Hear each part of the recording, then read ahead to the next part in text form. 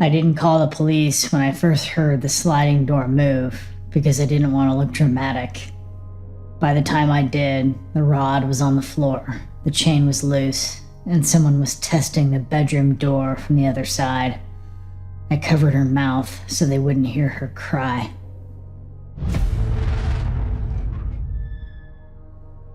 I didn't tell the agency the first part. They would have written it down wrong.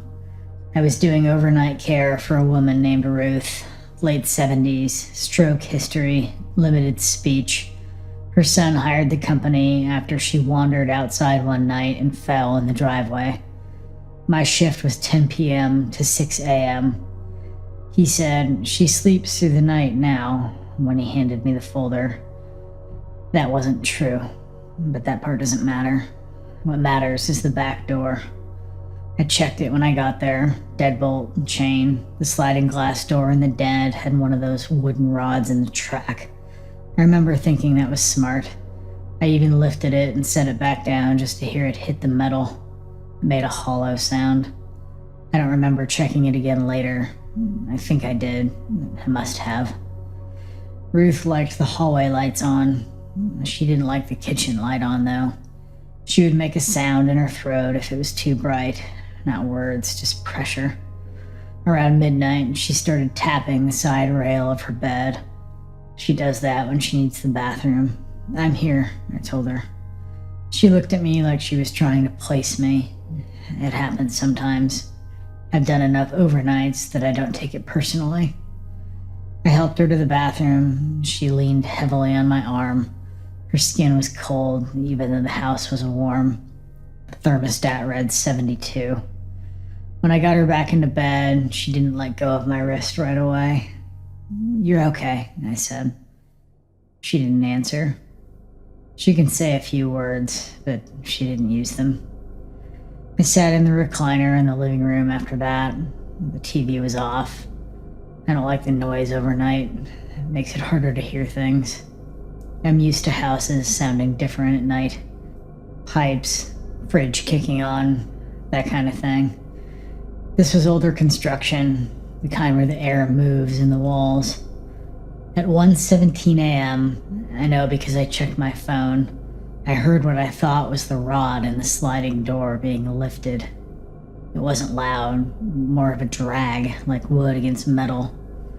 I didn't move at first. I told myself it was the fridge. But the fridge is on the other side of the house. I stayed still long enough that I started feeling embarrassed for being tense. That happens to me sometimes. I'll anticipate something and then feel stupid when nothing happens. Then I heard the glass shift. Not break, shift. I stood up slowly. There's a rule in private homes. You don't overreact. Families complain, agencies replace you. You don't want to be dramatic. I walked into the den. The sliding door was closed. The rod was still there, but it was angled slightly, not flat in the track like before. I don't know if that's true. I keep replaying it, and sometimes I see it straight, sometimes I see it tilted. I touched it. It was still seated in the track. I stood there longer than I should have. I remember thinking, if someone is outside, now they know I'm in here. That thought came fully formed. I didn't build up to it. I turned on the porch light. Nothing. Backyard.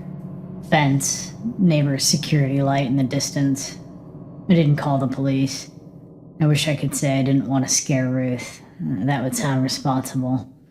The truth is, I didn't want to explain it if it turned out to be nothing. I went back to the recliner, but I didn't sit. I just stood behind it for a while, listening. At some point, I texted my sister, "Do you ever hear things at night that aren't there?" She didn't answer. I don't remember falling asleep. Must have been for a few minutes. Because the next thing I remember is Ruth making a sound I hadn't heard before. It wasn't tapping. It was a steady, low sound. Not loud, just constant. I ran to her room. Her bedroom door was open, wider than I had left it. I know I left it halfway. enough to see the hallway light. I remember adjusting it. Now it was fully open. She was staring past me. Not at me. Past. Her hand was raised slightly, like she was reaching for something. "Ruth," I said. She didn't blink. I turned around. The hallway was empty, but the back of my neck felt cold, like air had moved behind me. That's not dramatic. It was just temperature, a shift. I walked down the hallway toward the kitchen. The kitchen light was on. I had turned it off earlier because she doesn't like it on. I stood in the doorway. The back door was closed, but the chain was hanging loose. I don't use the chain when I check doors. I checked the deadbolt. The deadbolt was still locked, but the chain was not. I don't remember touching the chain at all when I arrived. I don't remember not touching it either. I stood there staring at it, trying to decide what that meant. Then I heard a footstep. Behind me. Not in the kitchen. In the den. A single step. I didn't scream. I didn't run. I walked. Slowly. Back toward the den. And I said out loud, "Hello?" My voice sounded wrong, like it belonged to someone else. There was no answer. The sliding door was open about 3 inches.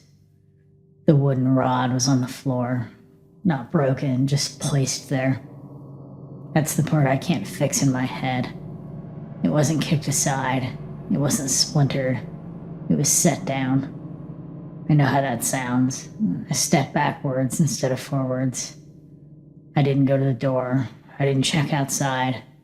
I went to Ruth's room and closed the door and locked it from the inside. There's a small lock on the knob, not meant for security, just privacy.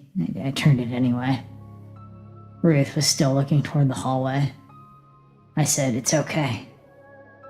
She made that steady sound again. I called 911. My voice was calm. I hate that I remember that. "There's someone in the house," I said. The operator asked, "Do you see them?" "No," I responded. "Did you see them enter?" "No," I said. "Is the person that you're caring for safe?" "Yes," I said. That part I wasn't sure about. While I was on the phone, I heard the front door open. That's the sound I can't describe well. It wasn't loud. It was normal, like someone coming home. The operator said, "Ma'am." I didn't answer her right away because I was listening. Footsteps crossed the living room, then stopped outside the bedroom door. The knob moved once, softly, not aggressively, just pressure. Ruth started crying. Not loud, just leaking. I put my hand over her mouth. I don't know why I did that, I just did. The operator was saying my name over and over. I hadn't told her my name. That part doesn't make sense. Maybe she wasn't. Maybe she was just saying ma'am. The knob turned again, then it stopped. There was a pause that felt organized. The footsteps moved away. The front door closed, then there was silence. Real silence. The police were there 8 minutes later. That's what they told me. They cleared the house. Nothing was stolen. There hadn't been forced entry. The officer said, "Are you sure the doors were secured?" "I checked them," I said. He didn't argue. He just wrote something down. Ruth's son arrived around 4 a.m. He looked at the sliding door and said, "That rod slips sometimes." I didn't answer him. He said, "Mom probably knocked the chain loose earlier. She can't reach the chain." But I didn't say that either. The agency called me the next afternoon. They said there was no sign of entry. I said the door was open. They said the police did not note that. I asked if I could read the report. They told me it wasn't necessary, and I was never assigned to that house again. They said it was about scheduling.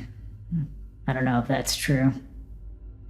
Sometimes I wake up and feel like someone is standing outside my bedroom door, not trying to get in, just checking if it's locked. I haven't done overnight shifts since. I tell people it's because of the hours. That's easier. I don't know who opened the sliding door. I don't know who stood outside her bedroom. I don't know if the chain was ever locked. I know I felt the knob move under someone else's hand.